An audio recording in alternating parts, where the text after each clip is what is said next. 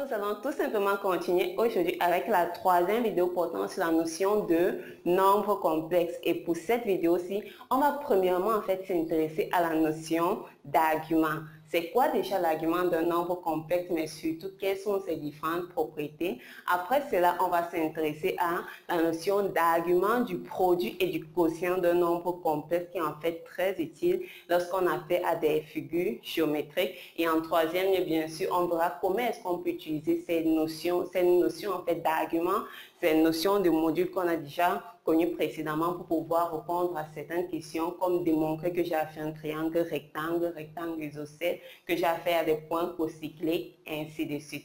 Alors, sans plus tarder, commençons déjà par la première chose qui est tout simplement la présentation de la notion d'argument. Alors, jusqu'ici, qu'est-ce que tu sais? Tu sais que si je prends par exemple un point M, des coordonnées AB, j'ai dit quoi? Le point M d'affixe Z, c'est dit qu'on a dit notre Z c'est 1 A plus le I de B. On a vu comment représenter ça. Donc, si je suis dans un repère, dans le plan complexe, j'ai tout simplement quoi?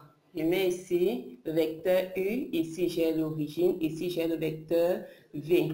Alors, si je suppose par exemple que ici c'est mon A et que, donc ici c'est pas très droit, donc si je suppose ici c'est mon A, ici par exemple c'est mon B, ça veut dire que si je veux représenter le point M, je vais tout simplement dire que voici M qui est le point image, M d'affixe Z. Maintenant, la notion d'argument, c'est en fait tout simplement une notion d'angle. C'est dit quoi?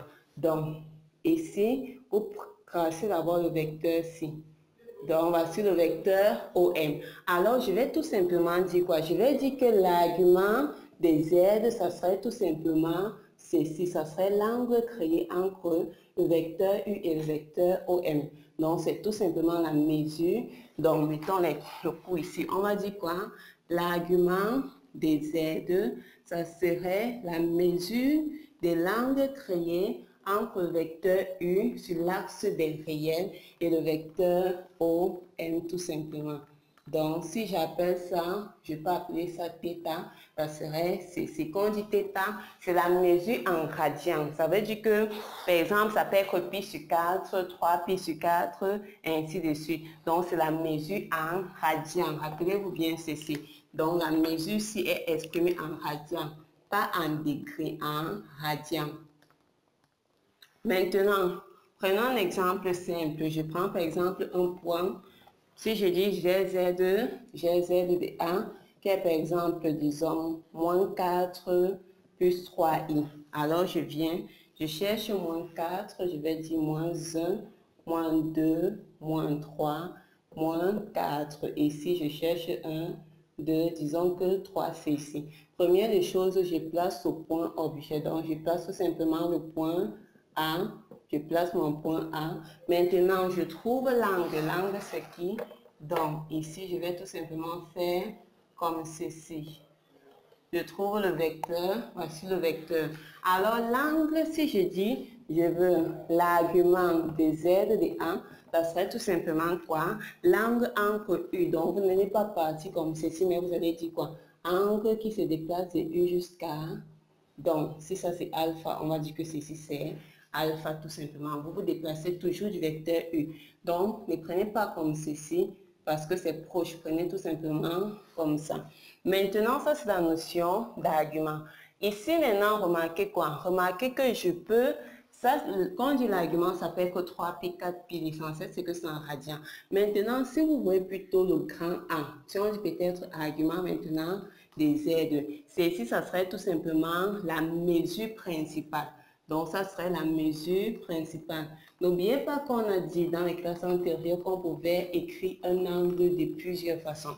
C'est-à-dire quoi? C'est-à-dire, par exemple, que si j'ai mon cercle trigonométrique ici, prenons par exemple ceci. Je prends l'angle ici qui est l'angle pi sur 4. Alors, je sais que les angles, par exemple, pi sur 4 plus 2 capi vont exactement se trouver à cette même position. Par exemple, si je remplace ici k c'est un entier relatif, si je prends par exemple k égale à 1, donc si j'ai pi sur 4 plus 2 pi, c'est quoi? Ça fait 9 pi sur 4. Si je cherche l'angle 9 pi sur 4, ça sera exactement ici. Donc, si quelqu'un me dit qu'il a l'argument de quoi? Argument des Z, peut-être des A, c'est tout simplement 9 pi sur 4. Il peut encore dire que argument de Z de A, il peut encore écrire ça comme pi sur 4. Quelqu'un peut venir, il dit plutôt argument de Z. Donc, si tu écris ceci, c'est vrai. Tu écris ça, c'est vrai. Tu as argument de Z de A. Une autre personne, s'il remplace le K par moins 1, il vient ici, ça devient pi sur 4 moins 2 pi. Ça va faire que j'ai encore moins 7 pi sur 4. Donc, si tu as ceci, l'argument, si tu écris 9 pi sur 4, c'est la même chose que ceci, c'est la même chose que ceci. Donc, un argument, c'est pas obligé que ce soit exactement ça.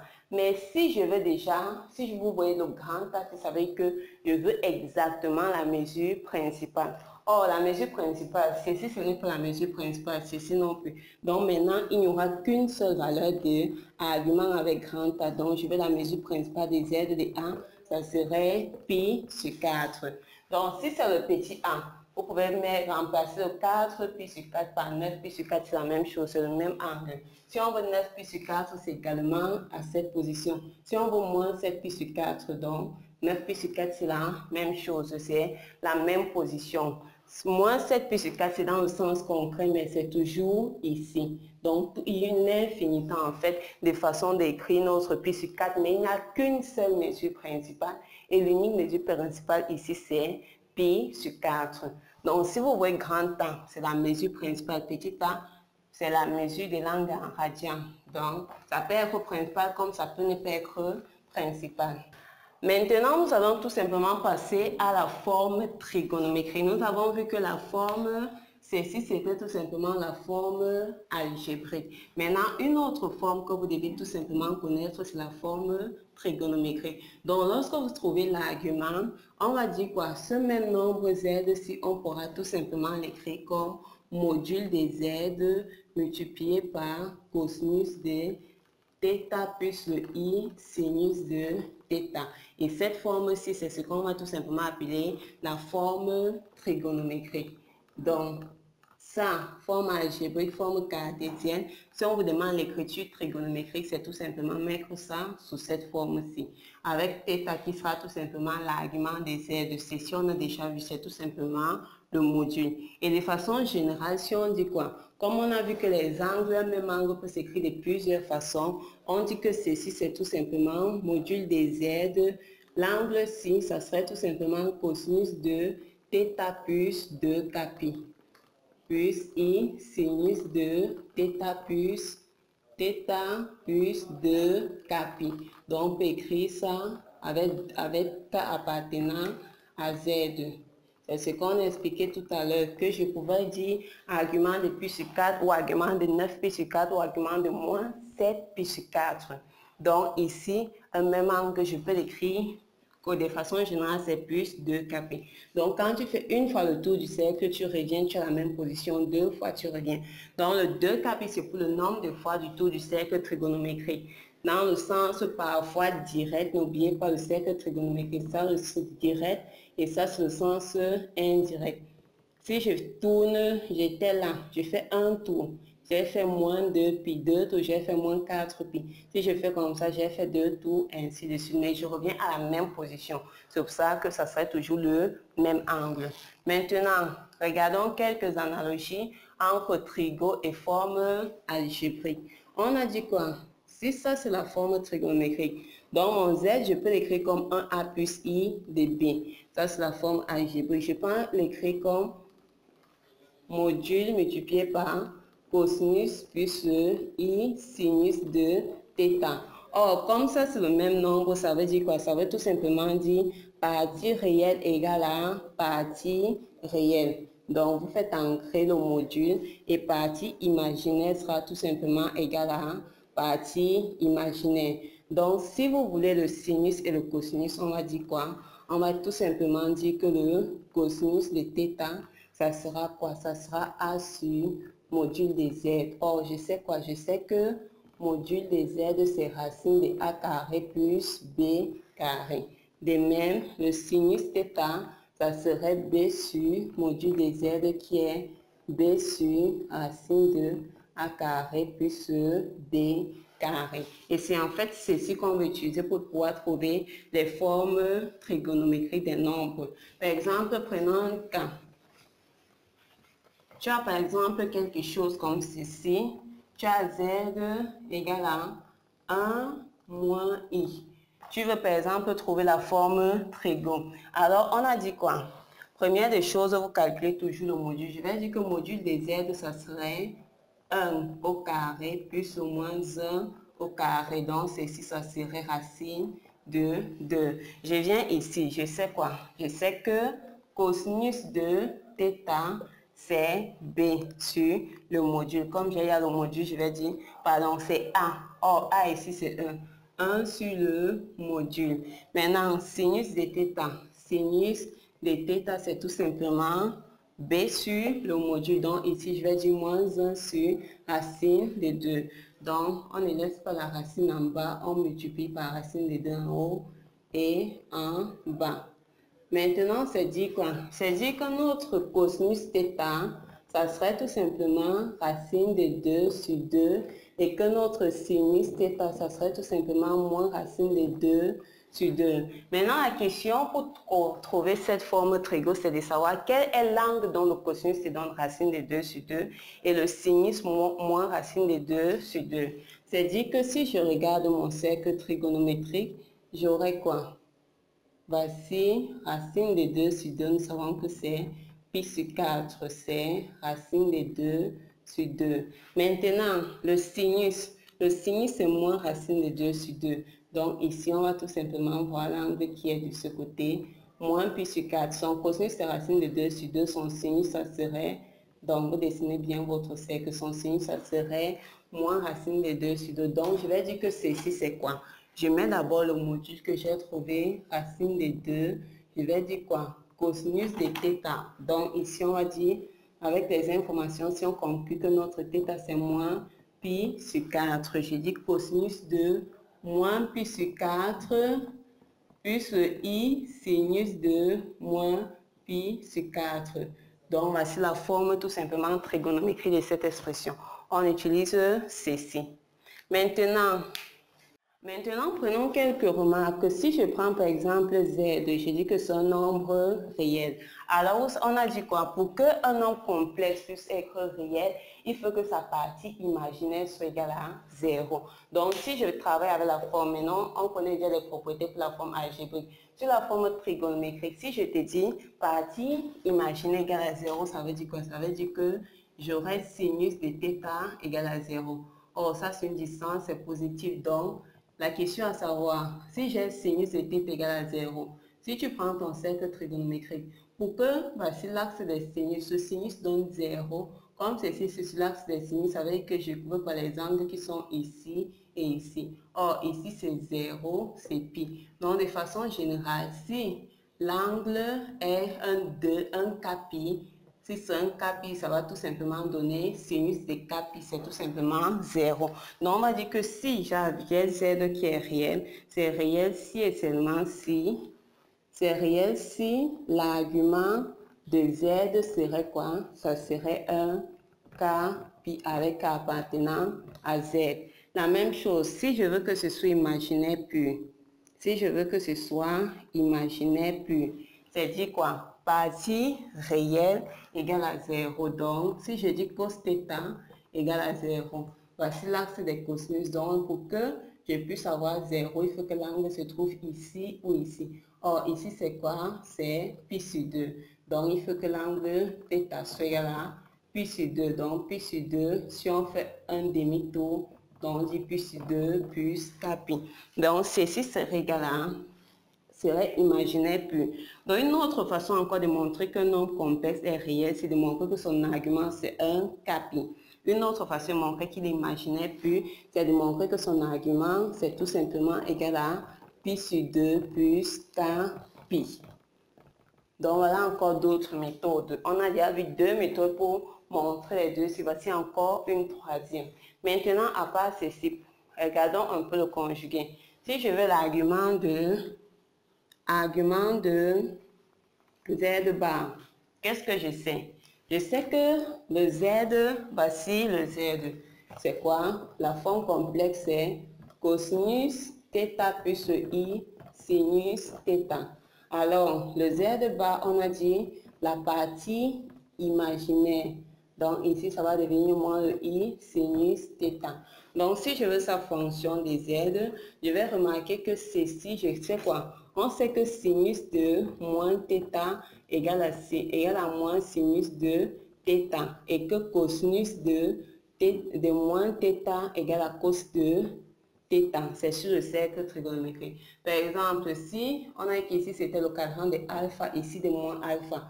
Si je prends un angle, par exemple, pi sur 6, j'ai quoi? Moins pi sur 6. Je remarque que le cos de pi sur 6 et de moins pi sur 6, la même chose. Or, le sinus, c'est l'opposé. Donc, ici, ça serait 1,5. Ici, ça serait moins 1,5. Ce qui fait que je peux encore écrire ceci tout simplement comme quoi? Comme cosinus de moins θ. C'est encore cos θ plus quoi? Donc, I sinus de moins θ. Ça serait moins sin θ. Donc, on va dire que l'argument de Z de base, c'est tout simplement moins θ. Donc, c'est moins l'argument de Z. Donc, une autre propriété, ça, c'est moins argument de Z. Si je veux, par exemple, argument de moins Z, ça serait quoi? Si j'ai ceci, regardons moins Z, ça serait tout simplement moins Z, c'est, je mets moins ici, moins cosinus θ, moins le I sinus θ. Donc ici, qu'est-ce qu'on a? C'est ici qui doit vous intéresser. Donc ça, c'est au cadran des pi plus alpha, de façon générale. Donc si j'ai pi sur 6 et que je me projette, j'envoie pi sur 6 ici, le cosinus sera moins, le sinus sera moins. Donc ici, pour bien maîtriser la notion d'argument, vous devez déjà maîtriser la trigonométrie que vous avez vue en première. Donc si vous ne maîtrisez pas bien la trigonométrie, il faut encore revoir le chapitre sur la trigonométrie, notamment les propriétés du cercle trigonométrique, parce que chaque fois, en fait, tu auras besoin de cela pour pouvoir avancer. Donc ici, ça c'est tout simplement dit que si vous vous rappelez, ou bien tout simplement à l'aide du cercle, je peux dire quoi? Cosinus de pi plus alpha, c'est tout simplement moins cosinus de alpha et cosinus de sinus plutôt, sinus de pi plus alpha, c'est tout simplement moins sinus de alpha. Ce qui fait que, comme j'ai moins, je fais quoi? Je vais tout simplement écrire ceci comme cosinus de pi plus θ plus le I sinus de pi plus θ. Donc, voilà ça. Ici, c'est dit quoi? C'est dit que, n'oubliez pas qu'on a dit qu'on peut mettre plus de pi parce que ça va tout simplement donner la même expression. Il n'y a pas qu'une seule valeur pour l'argument. Ici, donc maintenant, si je dis argument de moins Z, on a vu que c'est quoi? C'est argument de pi, c'est tout simplement argument, c'est pi plus argument de θ. Parce que ici, l'argument, c'est θ, ici, c'est pi plus θ. Donc, on voit que c'est pi plus argument de Z plus 2K, pi avec K appartenant à Z. Donc, voilà quelques propriétés sur la notion d'argument. Mais également, on va prendre prenons une dernière qui dit ceci. Supposons qu'on veut comparer deux nombres complexes maintenant avec leurs expressions trigonométriques. Donc, par exemple, j'ai ceci, j'ai Z qui est égal à module de Z cosinus de θ plus I sinus de θ. Et que j'ai Z'. Donc, je vais les comparer. Z' maintenant, lui, il est module cosinus de, disons, θ', c'est son angle, plus I sinus de θ'. Alors, je vais dire quoi? Z serait égal à Z', si et seulement si il doit avoir d'abord le même module. Maintenant, comme on a que les angles ne sont pas identiques, il faut que θ soit égal à θ' plus 1, 2 pi. Donc, dès que c'est θ' plus 1, 2 pi, c'est bon. Donc, c'est normal qu'ils aient le même module. Également, l'angle, c'est fonction de l'autre. Donc, θ' plus 1, 2 kπ. Maintenant, en dernier, si tu as fait tout simplement un nombre complexe, tu peux tout simplement l'écrire comme ceci. Donc, ici, tu as son module et ici, on a tout simplement l'argument du nombre complexe. Donc, c'est une façon d'écrire les nombres complexes. Donc, quand vous avez le module, vous avez l'argument. Ou bien, si vous voyez tout simplement cette écriture-ci, c'est tout simplement pour dire que, par exemple, prenons un exemple. Si je vois, par exemple, on me dit Z de A, c'est 2, 3, pi sur 4. Ça veut dire quoi? Ça veut dire que notre Z de A, c'est 2 facteur de cosinus de 3 pi sur 4 plus I sinus de 3 pi sur 4. Donc voilà tout simplement une écriture que vous devez connaître. Donc ça c'est ce qui est retenu pour la présentation de la notion d'argument. Maintenant on va tout simplement prendre un exemple pour pouvoir voir comment est-ce que tu peux appliquer cela. Pour l'exemple, à la première question, on va déterminer le module et l'argument des nombres complexes en A. On a moins 8. Donc, pour la première question en A, je veux le module et l'argument de moins 8. En B, on a tout simplement moins 4 racine de 3, moins 12i. Et en C, on nous donne tout simplement moins sinus de alpha plus i cosinus de alpha. Ok, donc ici, allons-y. Donc ici, je veux tout simplement le module et l'argument. Alors, on va tout simplement écrire ça comme ceci. Première des choses, commençons par moins 8. Quand je dis moins 8, le module de moins 8, c'est tout simplement quoi? Il n'y a pas de partie imaginaire. Donc, c'est la partie réelle au carré. Donc, on va tout simplement dire que ceci là, c'est 8. Maintenant, l'argument, on a dit quoi? L'argument, lorsque on applique ceci, on va dire que, supposons que l'argument, c'est tout simplement θ. Ça veut dire quoi? Cosinus de θ, partie réelle. Or, ici, la partie réelle, c'est quoi? Moins 8 sur module qui est 8. Sinus de θ, partie imaginaire. Il n'y a pas de partie imaginaire. 0 sur 8. Donc, je cherche l'angle dont le cosinus, c'est tout simplement moins 1 et que le sinus, c'est tout simplement 0. Donc, si j'ai mon cercle trigonométrique, qu'est-ce que je cherche?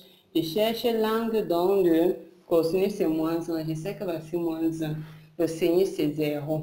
Donc, ici, voici l'angle qui m'intéresse.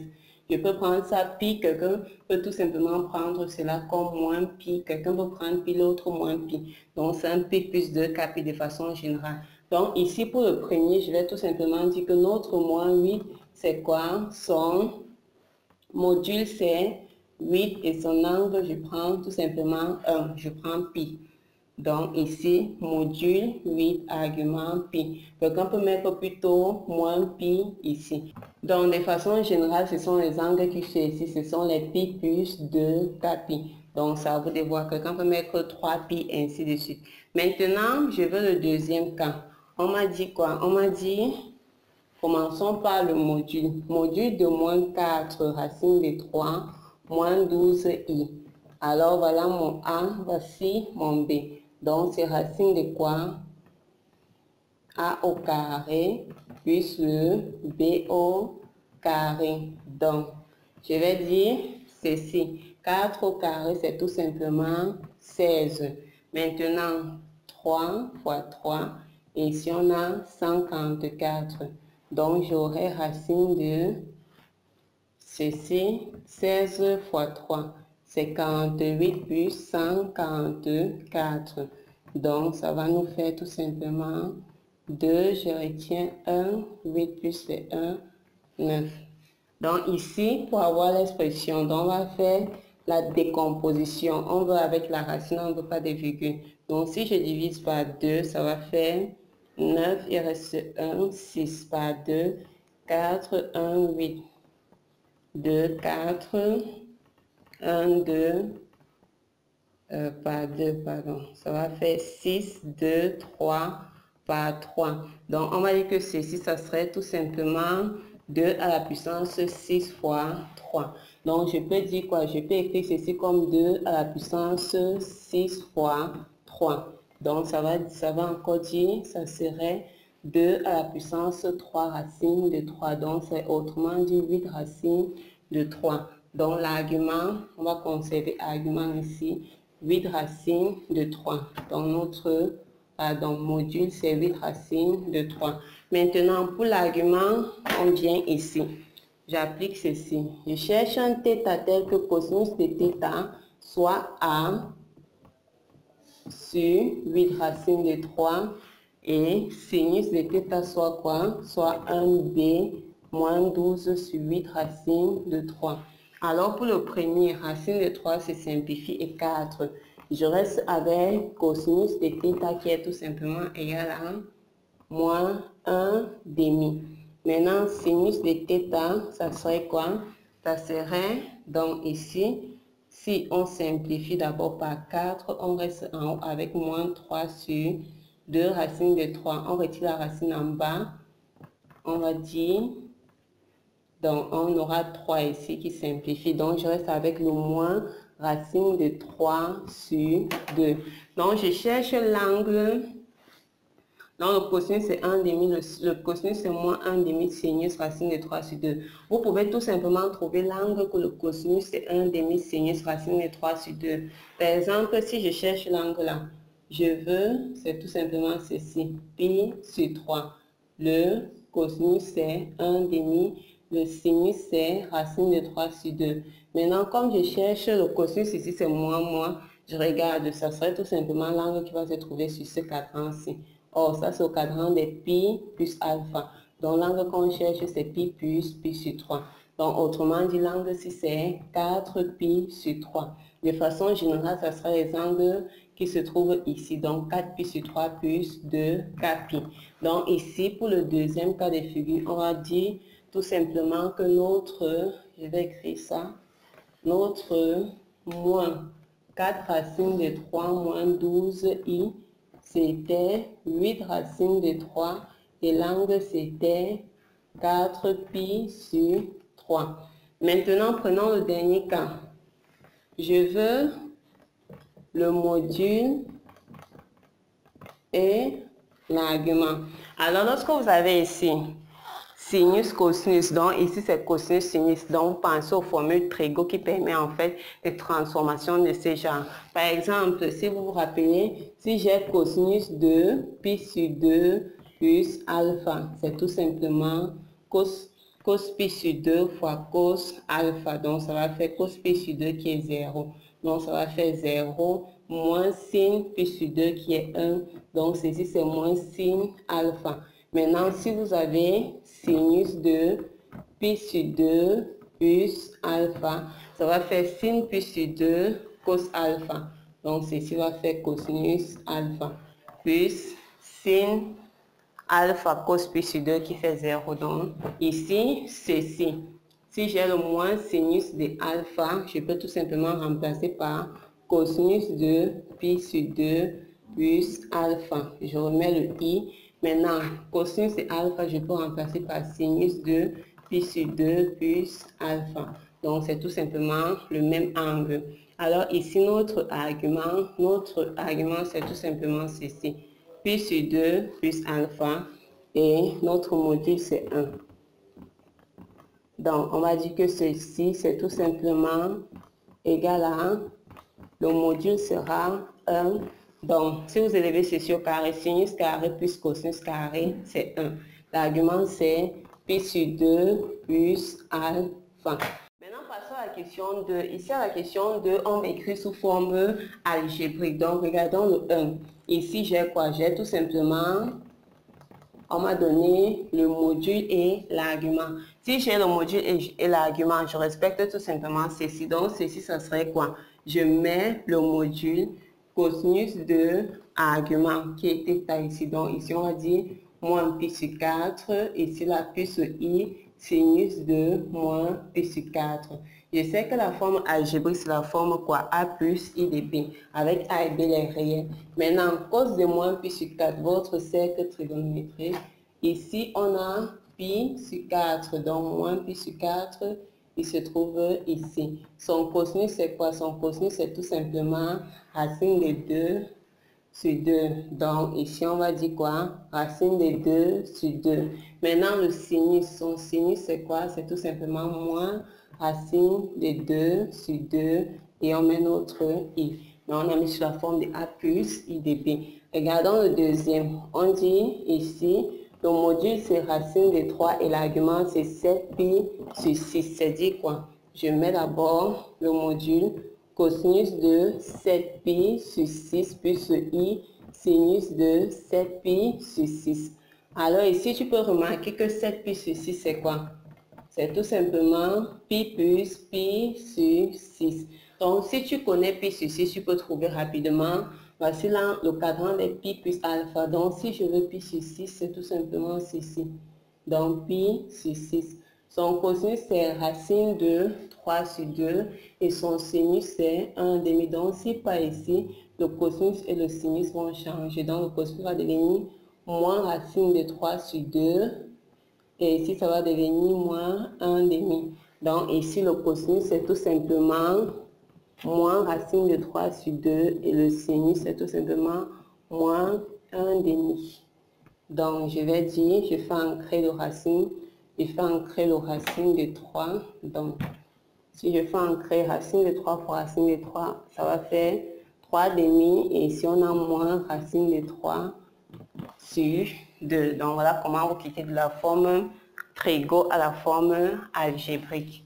Maintenant pour la troisième question, on nous dit le plan de Cauchy est muni d'un repère orthonormé direct OE1, O2 et on considère les points A, B et C d'affixes respectifs 2 plus 2i, 2 moins 2i et 2 plus 2i racine de 3. On va d'abord écrire ces nombres sous forme trigo et ensuite on va les représenter. Donc ici, commençons d'abord par z de A qui est 2 plus 2i, z de B qui est 2 moins 2i et z de C qui est 2 plus 2i racine de 3.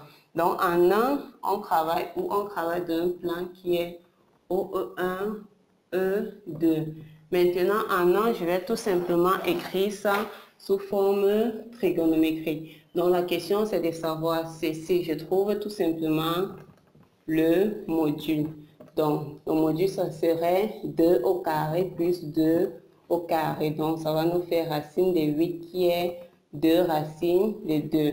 Ensuite j'utilise ceci. Je sais que l'argument cosinus de θ ça serait b sur 2 racines de 2 et sinus de θ, ça serait également, a sur 2 racines de 2, et ici c'est b sur 2 racines de 2.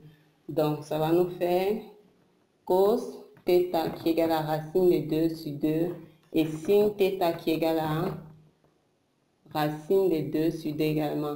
Donc ici l'angle qu'on cherche c'est tout simplement pi sur 4. C'est pi sur 4, donc le cosinus et le sinus c'est racine de 2 sur 2. Donc ici j'ai module, j'ai angle. Donc je peux écrire ceci. Forme trigo c'est quoi?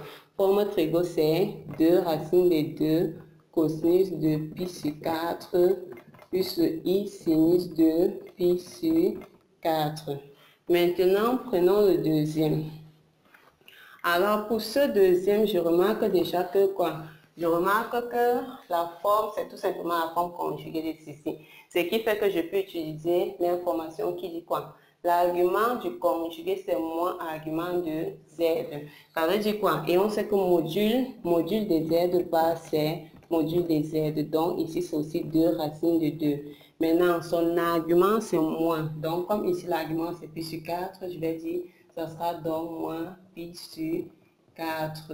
Sinus de moins pi sur 4. Maintenant, pour le dernier, on va tout simplement faire. Donc, ici, on va effacer là. Donc, on va tout simplement faire, je fais module de 2 plus 2 et racine de 3, c'est dire, mon A ici c'est 2 et mon B c'est le 2 racine de 3.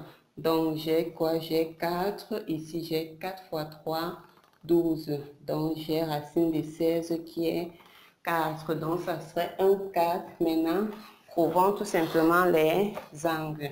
Je sais quoi? Je sais que cos θ, c'est A. A qui est quoi? 2 sur module et sin θ, c'est tout simplement B. 2 racine de 3 sur le module. Donc, j'ai quoi? Je cherche l'angle dont le cosinus sera 1,5 et dont le sinus sera racine de 3 sur 2. Cosinus 1,5, sinus racine de 3 sur 2, c'est pi sur 3. Cosinus 1,5, sinus racine de 3 sur 2. Donc, j'ai cosinus de pi sur 3 puis sur i, sinus de pi sur 3. Maintenant, en B, on demande de représenter avec précision. On va faire cela tout simplement pour que vous remarquez qu'il y a deux méthodes pour pouvoir représenter en fait ceci. Si vous avez la forme trigonométrique, vous pouvez utiliser votre rapporteur. Donc, vous pouvez utiliser mesurer l'angle et tracer. Donc, avec la forme trigonométrique ou la forme... Donc, ici, nous sommes dans nos repères orthonormés. Donc, nous sommes dans le repère de Cauchy. On va tout simplement bien plan complexe. Je vais tout simplement représenter ceci. Donc, on va respecter les distances. Alors, vous pouvez soit utiliser la forme algébrique pour représenter cela ou bien utiliser la forme trigo. Donc, je vais prendre demi-demi dans 1,5 à l'échelle 1,5. Soit vous pouvez utiliser la forme algébrique comme on l'a fait dans les vidéos antérieures, ou vous pouvez utiliser la forme trigonométrique. Donc, vous mesurez l'angle avec votre rapporteur. Donc, ici, ça c'est O, ça c'est E1 et ça c'est E2. Donc, ici, j'ai 2, j'ai 3, j'ai 4, j'ai 2, j'ai 3, j'ai 4, moins 1, moins 2, moins 3, moins 1, moins 2, moins 3. Commençons. 2, 2. Donc, première méthode, 2, 2, tu trouves le 2, tu trouves ici. On va tout simplement dire que 2, et on a que l'angle, c'était quoi? Pi sur 4. Donc, ici, voici A. Voici angle, si c'est pi sur 4. Une personne peut prendre son rapporteur, il mesure pi sur 4. Maintenant, comprenez que lorsque vous avez ceci, ça veut dire que ceci, c'est la distance OA. Donc, ici, c'est tout simplement 2 racine de 2. Donc, la distance, si c'est le module. Maintenant, vous avez l'angle, si c'est pi sur 4. Donc, vous avez plusieurs informations. Par exemple, ceci. 2, l'angle, c'est moins pi sur 4. Donc, ça n'a pas de sens concret. Donc, ici, dans le sens concret, si je fais 2 moins 2, on voit bien que ça part dans le sens indirect. Donc, ici, voilà mon moins pi sur 4 dans le sens indirect. La distance, si, c'est ça. La distance OB, donc la distance OB, c'est le module. Donc, c'est module de même que la distance AB. OA, pardon, c'est tout simplement OA. C'est tout simplement le module Z de A. Donc, quand vous avez le module, rappelez-vous que c'est la distance. On a vu ça dans la vidéo précédente. Maintenant, ici, le module, la distance aussi, c'est 4 langues, c'est pi sur 3. Donc, vous utilisez tout simplement, soit vous tracez avec le rapporteur, soit vous mettez 2. Donc, ici, c'est mieux de tracer.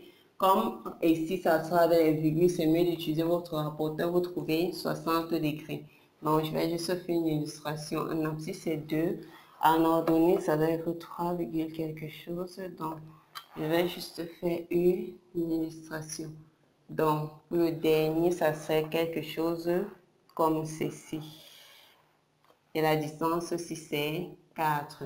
Donc, vous pouvez placer avec la forme algébrique, mais remarquez que quand vous avez ceci, là où il y a les virgules, prenez votre rapporteur, vous mesurez. Comme la mesure principale, c'est 2, l'axe des abscisses jusqu'à où vous vous trouvez. Maintenant, pour la distance, c'est tout simplement le module qui te donne exactement la distance.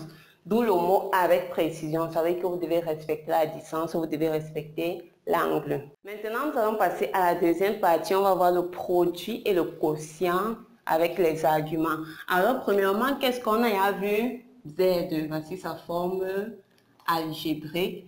Le même nombre, on peut les représenter. La forme trigonométrique, où θ, c'est tout simplement l'argument. Donc, on va dire argument de Z, ici c'est θ. Maintenant, la troisième forme qu'on va voir tout simplement tout à l'heure, c'est cette forme-ci. Donc, quand tu as l'argument, tu peux écrire ce nombre tout simplement comme exponentielle I de θ quand tu as l'argument et le module. Et ceci, c'est tout simplement la forme exponentielle. Donc, vous pouvez avoir la forme algébrique, donc la forme algébrique, la forme trigonométrique et ici nous avons tout simplement la forme exponentielle. Avec la forme exponentielle, on va tout simplement voir rapidement quelques formules. Si je prends d'abord définissons un nombre complexe Z qui est quoi? Supposons que son module, ça sera tout simplement R et que son argument c'est θ. Je prends un autre Z'. Son module, ça sera R' et que son argument c'est θ'. Alors ici, si j'ai le produit, ça veut dire quoi? Si j'ai le nombre complexe fois celui-ci, on a vu ce que ça donnait ici. Alors si vous avez ceci, ça serait tout simplement quoi? Ça serait tout simplement module fois module, mais maintenant argument plus argument. Pourquoi? Remarquez ceci. Si j'ai par exemple Z fois Z', ça serait quoi? Si j'utilise la forme exponentielle, ça serait module de Z exponentielle I θ fois module de Z' exponentielle I θ'. Donc j'ai bien module de Z fois module de Z' exponentielle de I θ. Donc, rappelez-vous, si on a exponentielle de, si j'ai exponentielle de A fois exponentielle de B, on a dit que c'était exponentielle de A plus B. Donc ici, si on a exponentielle de I θ, on va tout simplement dire que ceci, ça serait encore exponentielle de I θ plus θ'. Prenons un exemple. Si je dis par exemple que j'ai Z qui est le nombre complexe ayant pour module 2, ayant pour argument, disons par exemple, pi sur 4. Alors, j'ai un autre nombre complexe. Premièrement, on va dire que la forme exponentielle, c'est quoi? 2 exponentielle I2 pi sur 4. J'ai un autre qui est quoi? Disons 1 demi exponentielle. Je prends peut-être l'angle qui est tout simplement moins pi sur 3. Alors, voici tout simplement sa forme exponentielle moins I2 pi sur 3. Donc, si je fais le produit Z de Z', c'est dit quoi? C'est dit que j'aurai 2 fois 1. Vous faites juste 2 fois 1 demi.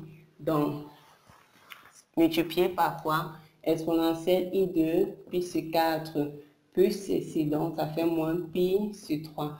Donc, je vais dire que j'ai un exponentielle de quoi? Exponentielle de ceci, c'est 3 moins. Donc, ça va rester avec moins 4 moins pi sur 12. Donc, voilà comment est-ce que vous procédez. Donc, tu utilises le produit en fait le produit des modules et la somme des puissances parce que ça c'est exponentiel. N'oubliez pas, les règles de maths appliquées dans R s'appliquent exactement de même façon. Généralement, on avait dit quoi? Si on a exposant n fois a exposant n, c'est quoi? On additionne tout simplement les puissances. Également, si vous avez maintenant le rapport, donc Z sur Z', ça serait quoi? Ça serait ceci sur ceci, et ici, ça serait θ moins θ'P. Pourquoi? Parce que si je fais le rapport à ce niveau, si je prends ceci, je fais Z sur Z', c'est dire quoi? Module des Z qu'on a appelé ici R, exponentielle I de θ, R' exponentielle I de θ'. Donc, j'ai quoi? R sur R' exponentielle. Qu'est-ce qu'on a? Si j'ai exposant M sur exposant N, c'est tout simplement A à la puissance N moins N. Donc, ici, j'ai le I θ moins le I θ'. Donc, je reste avec le I θ moins θ'. C'est le même procédé. Donc, si on va appliquer ça dans notre exemple, si on veut plutôt le rapport, on va dire que Z sur Z', ça sera quoi? Ici, j'ai 2 sur 1 demi exponentielle quoi? Ça serait I2 pi sur 4 moins pi sur 3. Donc, ici, j'aurai 4 exponentielle I2 pi sur 4 plus pi sur 3. Donc, je vais dire que j'ai 4 exponentielle de 7 pi sur 12. Donc, exponentielle de 7 pi sur 12. Donc, voilà exactement ça. Maintenant, la dernière chose, c'est tout simplement la formule de Moivre. Donc, c'est une formule que vous allez utiliser beaucoup lorsque vous aurez les puissances. Ça dit que si j'ai quoi? Si j'ai cosinus de θ plus i, sinus de θ à la puissance n, je peux tout simplement écrire ceci comme quoi? Je peux écrire ceci comme cosinus de n θ plus i sinus de n θ. Donc, appliquer ça, c'est dire quoi? Remarquez que si on a cos de θ, si on a cos de θ plus i sin de θ à la puissance n, ceci c'est la forme trigo. Donc ici le module c'est quoi? Cosinus, racine de cosinus carré θ plus sinus carré θ. Or sin carré plus cos carré c'est tout simplement racine de 1 qui est 1. Donc si je veux la forme exponentielle, le module c'est 1. Ici, l'angle, c'est θ exponentielle, donc I de θ à la puissance n. Ce qui va faire quoi? Exponentielle I de n θ. Maintenant, si je reviens à la forme trigonométrique, j'ai exponentielle I de θ. Donc, à la forme trigonométrique, vous mettez le module comme c'est 1. Et ensuite, vous mettez l'angle θ. Ici, c'est cosinus de n θ plus I sinus de n θ. Donc, pour la deuxième partie, voilà tout simplement nos formules. Maintenant, passons à l'exercice pour voir comment tu peux appliquer cela. Alors, notre exemple, en 1, on dit qu'on donne Z1 qui est racine de 6 moins le I racine de 2 sur 2 et Z2 qui est le 1 moins I. On nous demande en A de déterminer le module et l'argument de Z1 fois Z2 et Z1 sur Z2. Donc, je vais d'abord commencer par le 1. Donc, pour nous faciliter la tâche, commençons d'abord par trouver le module de Z1. Alors, si je dis déjà Z1, si je vais écrire ça, je vais dire c'est racine de 6 sur 2 moins le I racine de 2 sur 2. Donc, si je veux son module, ça serait A au carré plus le B au carré. Ça serait dire quoi? Ça serait racine de 6 sur 4 plus le 2 sur 4. Donc ici, j'ai racine de 8 sur 4. Donc je reste avec racine de 2. Donc ici, on va dire quoi? Z1. Son module, c'est racine de 2.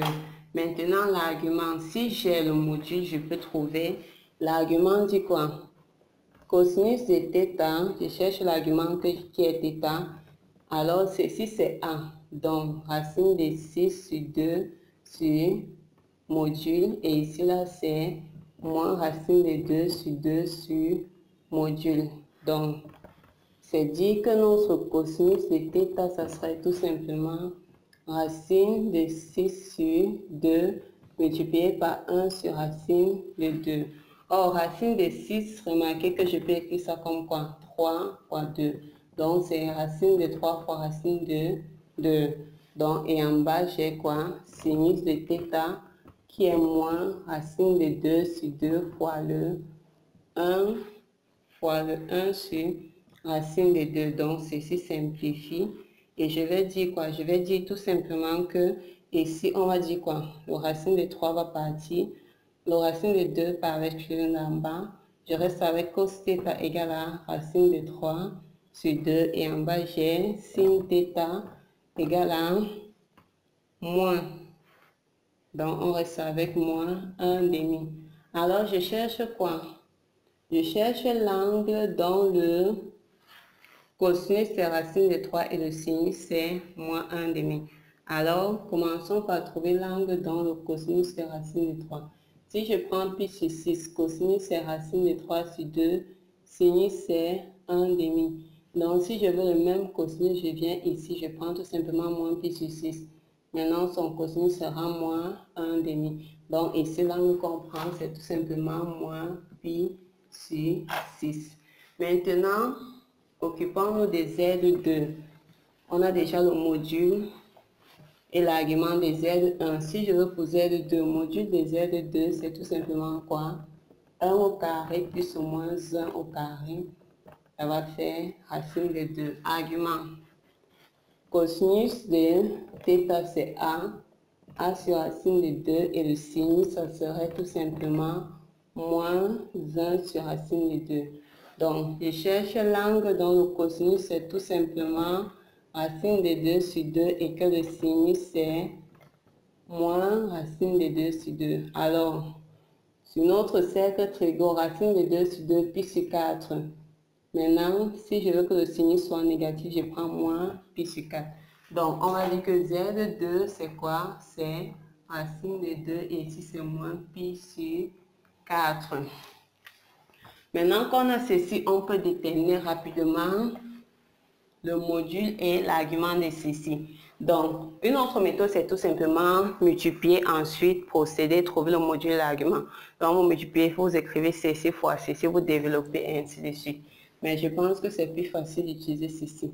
Alors, si je veux Z2, donc, leur module, ça sera module du premier fois module du second, et l'argument, c'est argument du premier plus argument, donc plus argument du second, donc plus l'argument du second.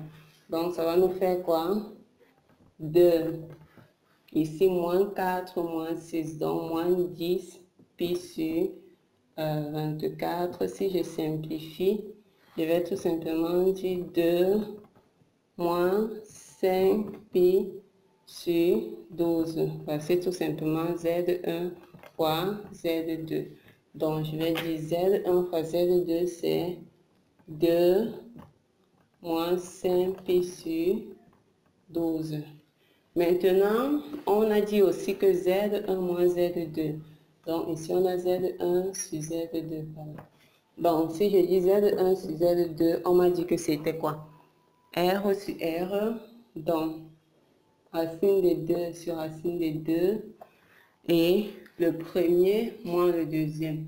Donc, moins pi sur 6, moins ça va faire plus pi sur 4. Donc, je vais dire que ceci va me donner 1 sur quoi? Moins 4 plus 6. Ça va faire 2 pi sur 24. Donc, si je simplifie par 2, j'ai pi sur 12. Donc, ici, c'est module 1 pi sur 12. Alors ici, c'est même mieux de commencer par trouver module et argument, parce que regardez les angles ici, ce ne serait pas facile de trouver exactement mesure des angles ici si vous commencez par développer ceci avant de trouver module et argument. Alors maintenant, en B, on demande de déduire les valeurs exactes de cosinus pi sur 12 et de sinus pi sur 12.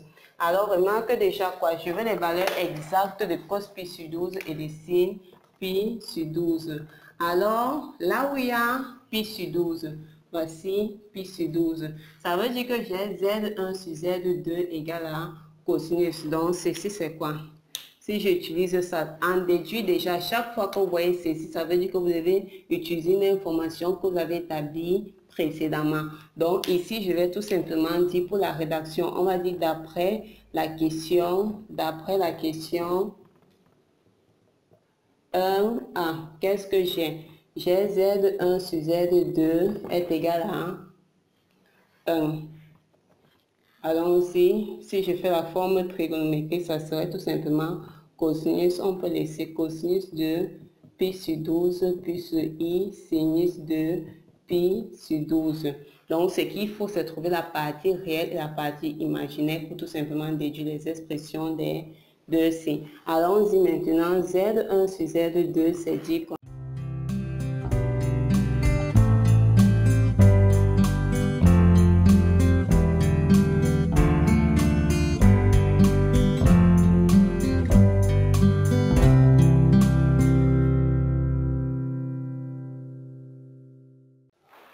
Alors, passons maintenant à la question 2A où on nous demande de donner la forme exponentielle et la forme cartésienne de 1 plus le i racine de 3 à la puissance 5 et du 1 moins le i racine de 3 à la puissance 5. Donc, forme exponentielle et forme cartésienne. Ici, on va appliquer tout simplement moivre. Donc, allons-y. Premièrement, Pour obtenir la forme exponentielle, il nous faut déjà la forme exponentielle de celui-ci. Donc, si je viens, j'ai besoin de son module plus partie imaginée au carré. Donc, ça va me faire 1 plus 3. Donc, ça va me faire racine de 4 qui est 2. Maintenant, je cherche quoi? Je cherche l'angle dont le cosinus sera égal à 1 demi et dont le sinus sera égal à B. Voilà. Cosinus 1 demi, sinus, cosinus 1 demi. Alors, si je veux le cosinus 1 demi, c'est tout simplement dire quoi? Sinus, donc c'est pi sur 3. Cosinus 1 demi, sinus racine de 3 sur 2. Donc, je vais tout simplement dire que celui-ci, son θ, c'est tout simplement égal à pi sur 3. Ok. Donc, ici, je peux écrire ça comme quoi? Je peux écrire ceci comme 2 exponentielle iθ. I de pi sur 3 à la puissance 5. Donc, si je veux la partie exponentielle, si je veux juste la forme exponentielle, je vais dire quoi? Je vais écrire ceci, ça va faire 2 à la puissance 5 exponentielle I de 5 pi sur 3. On applique quelle formule? C'est a à la puissance n fois m, donc 5 fois pi sur 3. Or, ceci c'est quoi? 32 exponentielle I de 5 pi sur 3. Donc, voici notre nombre à la forme exponentielle. Maintenant, on a également demandé à la forme cartésienne. Alors, pour la forme cartésienne, la première des choses déjà, c'est l'angle. Donc, 5 pi sur 3, je vais trouver la mesure principale. Donc, si je dis 5 pi sur 3, vous êtes d'accord qu'il peut écrire ça comme 6 pi moins pi sur 3. Donc, je peux écrire ça comme 2 pi moins pi sur 3. Dans l'angle, si je peux encore l'écrire comme 32 exponentielle moins I de pi sur 3. Donc, je peux encore écrire mon nombre ici comme ceci. Maintenant, c'est plus facile de trouver la forme cartésienne.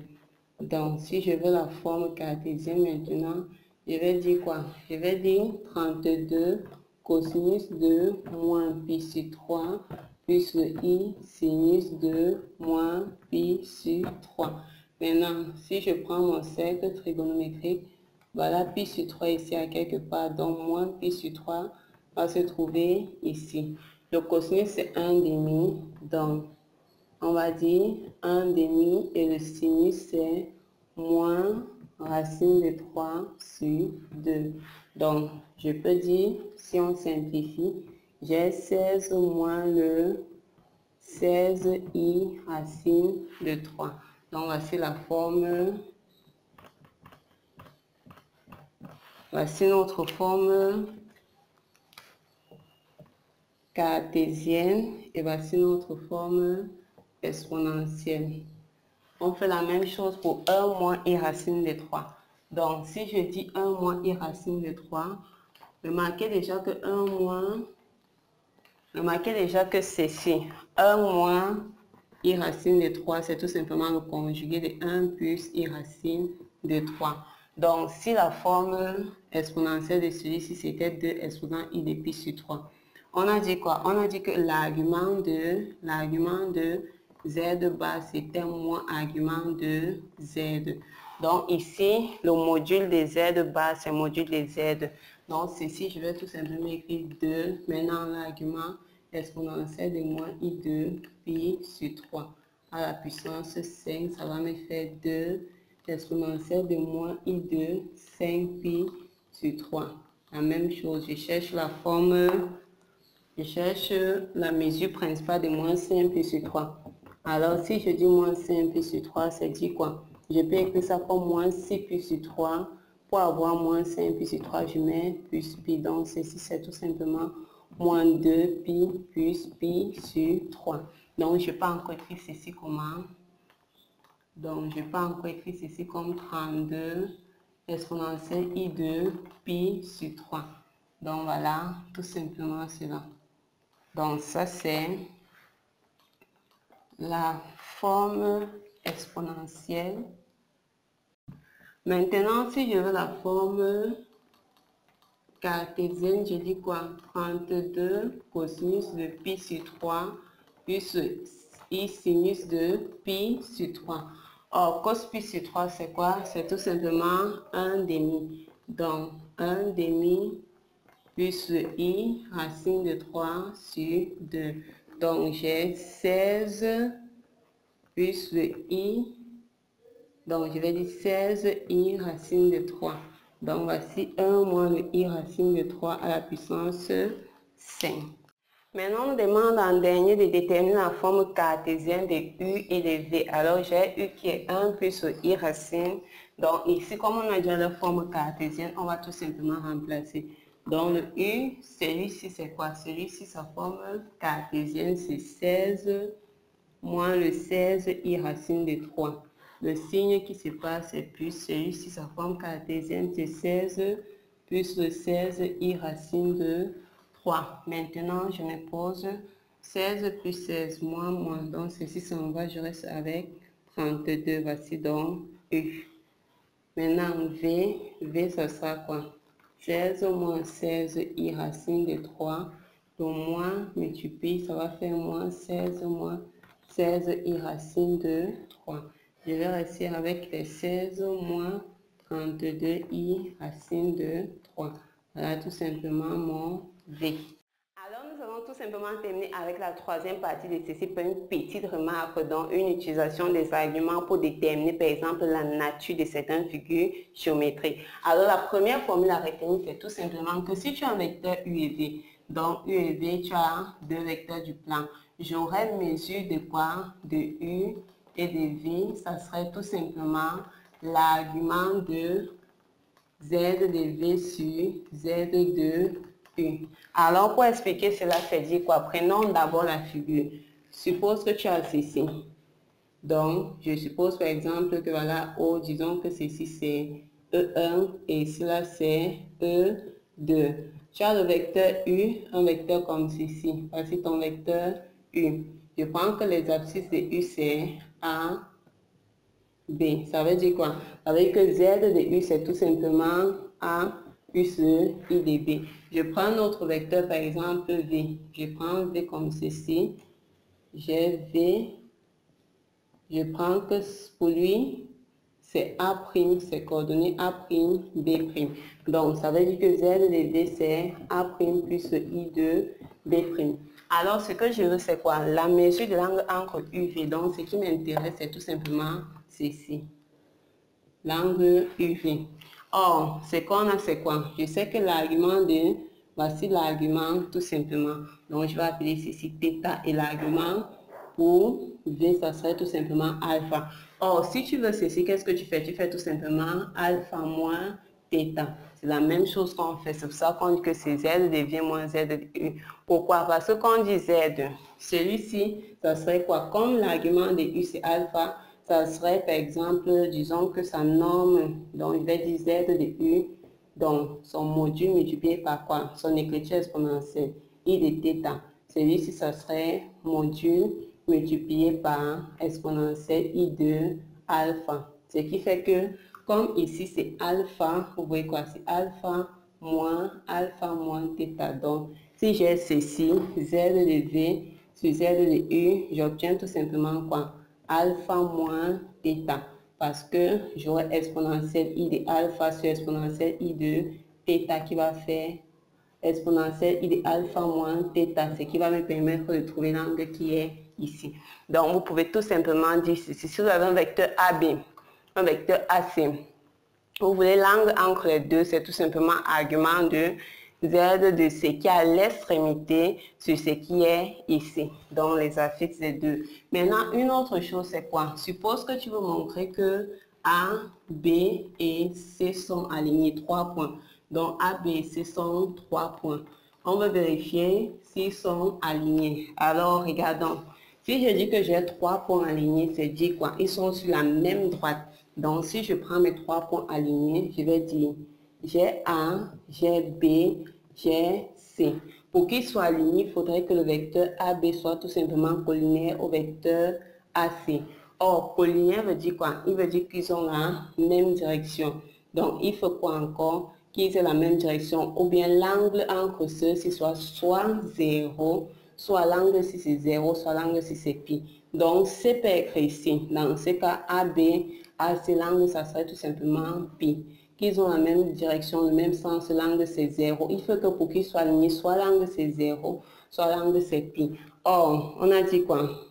Si l'angle c'est 0 ou c'est pi, ça veut dire que soit l'angle ici, soit l'angle ici. Donc le sinus est tout simplement égal à 0. Donc autrement dit, si j'ai la forme complexe, qui est cosinus de θ plus I sinus de θ, il faudrait quoi? Donc écrire ceci, ça serait dire que AB, ces trois points sont alignés. Donc ils seront alignés si et seulement si j'ai quoi? Z de C moins Z de A sur Z de B moins Z de A va appartenir à R. Parce que comme l'angle c'est 0, alors n'oubliez pas, on a dit quoi? Ça c'est la fixe du vecteur AC et ça c'est sur la fixe du vecteur AB. Donc ce qu'on veut c'est quoi? C'est tout simplement la mesure. Or, à fixe du vecteur AB, à fixe du vecteur AC, donc le argument c'est 0 ou ça doit être pi. Donc, il faut que la partie imaginaire n'existe pas. Ça soit égal à 0 pour que les points puissent être alignés. Maintenant, si tu as un triangle rectangle, si tu as ABC, un triangle rectangle en A. Donc, pour que ceci soit un triangle rectangle en A, donc si on vous demande de montrer qu'on a fait un triangle rectangle, c'est dit quoi? Voici un triangle rectangle en A. Donc, il y a angle droit ici. Alors, ça veut tout simplement dire quoi? Ça veut dire que si je veux la mesure entre quoi? Entre AC et AB ou AB-AC, ça serait tout simplement pi sur 2. Donc, soit pi sur 2, soit moins pi sur 2. Mais dans tous les cas, ça serait pi sur 2. Ce qui veut dire quoi? Le cosinus de pi sur 2, c'est 0. Donc, la partie réelle n'existe pas. Donc, pour qu'un triangle puisse écrire rectangle en A, il faut tout simplement que Z de C donc, sur Z de B moins Z de A. Donc, on crée le vecteur ACAB. L'angle entre AC et AB, ça doit tout simplement être imaginaire. Donc, ça doit être imaginaire pur. Parce que l'angle, c'est pi sur 2. Donc, la partie réelle n'existe pas. Maintenant, supposons que vous voulez plutôt avoir un triangle rectangle isocèle. Donc, ABC est un triangle rectangle et isocèle. Rectangle isocèle en A. Alors, c'est quoi un triangle rectangle isocèle? Ça, quoi? Premièrement, il y aura l'angle droit en A. En plus de l'angle droit, j'aurai tout simplement la distance C égale à la distance C. J'ai la distance AB égale à la distance AC. Donc, pour l'angle droit, il faut que l'angle, la partie réelle soit 0. Maintenant, comme AB égale à AC, ça veut dire que si je fais le rapport AB sur AC, ça serait toujours égal à quoi? Ça serait toujours égal à 1. Donc, le réel, le seul réel qui puisse être ici, c'est 1. Donc, ici, on va tout simplement dire que soit ça serait comme ceci, soit ça serait tout simplement égal à I, ou alors Z de C moins Z de A sur Z de B moins Z de A serait égal à moins I. Pourquoi? Parce que l'angle peut être pi sur 2 ou moins pi sur 2. Mais dans tous les cas ici, lorsque vous faites la distance, donc pour avoir la distance AC, qu'est-ce qu'on fait? On va mettre tout simplement le module ici, tout simplement sur Z de C moins Z de A devient la distance AC sur la distance AB doit être égale à 1. Parce que quoi? Parce que AC égale à AB d'un triangle rectangle isocèle. Maintenant, si je parle plutôt d'un triangle équilatéral, donc voici d'autres propriétés pour montrer que vous avez affaire au triangle donc je veux un triangle équilatéral. Alors, si je te dis que je suis un triangle équilatéral, qu'est-ce qui caractérise un triangle équilatéral? C'est tout simplement celui-ci égal à ceci qui est égal à ceci, l'angle droit, angle 60 degrés, la même chose partout. Voilà un triangle équilatéral. Alors ici, il faudrait tout simplement quoi? Il faudrait que l'angle soit quoi? Pi sur 3. Donc il faut tout simplement s'assurer que Z de C moins Z de A sur Z de B moins Z de A soit tout simplement égal à soit c'est exponentielle I2 pi sur 3 ou alors ça sera tout simplement moins pi sur 3. Donc moins ou plus tout simplement pour le sens égal à exponentielle de moins I2 pi sur 3. Donc c'est pour le sens. Donc comme les distances sont partout, la distance AB sur AC donne 1. Donc ce qui diffère c'est l'angle de sens tout simplement. Donc ici pour que ce soit possible, il faut quoi? Que ça soit sous forme d'exponentielle I de pi sur 3 ou exponentielle moins I de pi sur 3. Alors le dernier c'est tout simplement si j'ai peut-être 3 points A, B, C et D, on m'a dit qu'ils sont cocycliques. Ça veut dire quoi? Cocyclique veut dire qu'ils appartiennent au même cercle cocyclique. Donc pour avoir des points cocycliques, il faudrait que Z de C moins Z de B sur Z de C moins Z de A divisé par Z de D moins Z de B sur Z de D moins Z de A soit tout simplement un réel non nul. Alors voilà tout simplement quelques propriétés à retenir pour démontrer que vous avez affaire à un certain type de triangle. Alors cocyclique, c'est tout simplement dire des points qui appartiennent au même cercle. Donc si j'ai un cercle comme ceci, qui dit que les points sont cocycliques, ça veut dire que j'ai A ici par exemple, B, j'ai C, j'ai D. Et n'oubliez pas bien sûr, pour que ceci puisse exister, il faut quoi? Il faut que Z de D soit différent de Z de A, que Z de C soit différent de Z de Z de C soit différent de Z de A. Donc, il faut que les points soient à des positions différentes, mais ils doivent appartenir au même cercle pour qu'on puisse parler de points cocycliques. Maintenant, on va appliquer ça dans un exercice où on nous dit ceci, soit A, B et C, 3 points d'affix respectifs. On a 1 plus I, 1 plus 1 demi de I et 3 demi plus I. On demande d'abord de calculer les mesures de A, B, A, C et ensuite de B, C, B, A et de donner la nature du triangle A, B, C. Alors, allons-y. En A, je veux la mesure de A, B, A, C, de l'angle C. Je sais quoi? Je sais que c'est argument de donc Z de AC, Z de AB. Allons-y, commençons par trouver Z de AC, Z de AB. Alors, on a dit ceci dans la première vidéo que c'est Z de C moins Z de A sur Z de B moins Z de A égale à. Alors, on va dire 3 demi plus I moins le moins multiplie moins 1 moins I et Z de B c'est 1 plus 1 demi de I moins 1 moins I. Donc j'ai quoi? J'ai tout simplement la partie imaginaire s'en va, ça c'est 2 sur 2, je reste avec 1 demi et ici j'ai quoi? La partie réelle s'en va, je vais rester avec moins, ça c'est, je reste avec 1 demi de I moins 2 sur 2 I, donc je reste avec moins 1 demi de I. Alors, je peux simplifier les 1 demi, je reste avec 1 sur moins I. Si je multiplie ici par I, ça va me faire I en haut et en bas j'ai moins 1. Donc je reste avec I. Alors, qu'est-ce qu'on a? J'ai tout simplement ceci qui va me donner I. Donc, ça me donne I, ça veut tout simplement dire quoi?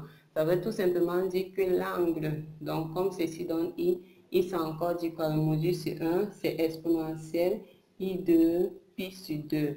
Donc, c'est cos pi sur 2 qui va donner 0 et sin pi sur 2 donne 1. Donc, si vous êtes dans le cercle, ici, pi sur 2, le cosinus c'est 0, le sinus c'est 0. Donc, ceci, on va tout simplement dire que la mesure de cet angle, c'est pi sur 2.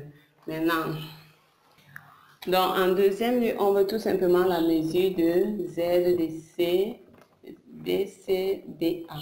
Donc, je fais quoi? Je fais argument de B, Z de BA sur Z de BC.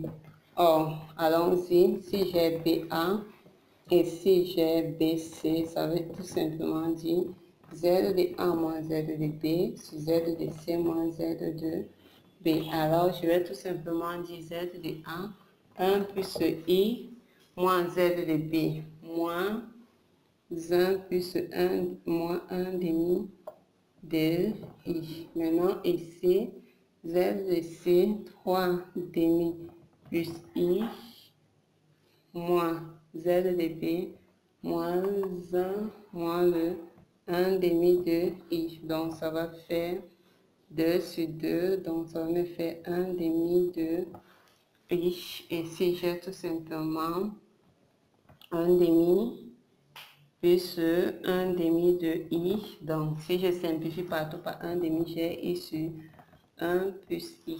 Donc, si on multiplie par 1 moins I, 1 moins I, on aura tout simplement quelque chose comme, alors en bas je reste avec 2, ici en haut j'aurai ça fois ça, ça va me faire 1 plus I. Maintenant, donc ça fois ça, ça va faire I, ça fois ça moins fois moins plus. Donc ici j'ai besoin de l'argument. Commençons par trouver le module. Donc c'est 1 demi plus 1 demi de I. Donc le module c'est tout simplement racine de 1 demi au carré plus 1 demi au carré. Donc, ça va me faire 1 racine de 1 quart plus 1 quart. Donc, 1 sur 4, 1 sur 4. Donc, ça va nous faire tout simplement racine de 2 sur 4. Donc, c'est racine de 1 sur 2. Donc, le module, c'est racine de 1 sur 2. Donc, ici, je vais conserver tout simplement 1 plus I sur 2. Donc, le module, c'est qui? Racine de 2 sur 2 que je peux en écrire racine de 2 sur 2. Maintenant, je cherche l'angle. Donc, 1 demi sur racine de 2 sur 2. Et ici, c'est sinus θ égale à 1 demi aussi sur racine de 2 sur 2. Donc, si on simplifie, on va dire que cosinus θ serait égal à quoi? Ça serait égal à, les deux s'en vont, 1 sur racine de 2, sinus θ, ça serait tout simplement aussi 1 sur racine de 2. Donc, si on arrange, ça c'est racine de 2 sur 2, ça c'est racine de 2 sur 2. Alors, ici, c'est dit quoi? L'angle, c'est tout simplement pi sur 4. Donc, ici, c'est pi sur 4. Alors, je vais montrer quoi? Je vais montrer que ceci, c'était 1. Donc, ça veut dire que l'angle entre AB et AC, c'est... Donc, ici, on a que c'est un triangle, rectangle, isocèle. Donc, ça, c'est rectangle, isocèle. Donc, j'ai oublié d'écrire rectangle. Allons-y, c'est dit quoi? Donc, ici, comme le premier, ça a donné 1. Donc, l'angle, c'est pi sur 2. Ça veut dire que sur ce triangle, il y a un angle droit. En quoi? En A, le point qui revient des deux côtés. Donc, lorsqu'on a A ici, c'est un triangle rectangle en A. Maintenant, vous avez vu que ça, c'est pi sur 4. C'est l'angle qui est. Ce sont les angles ici. Pi sur 4, pi sur 4. Donc, en B, on va tout simplement conclure que ceci, c'est un triangle rectangle isocèle. Triangle rectangle. Donc, en plus d'avoir l'angle droit, les autres angles, c'est pi sur 4. Donc, on a forcément triangle rectangle isocèle.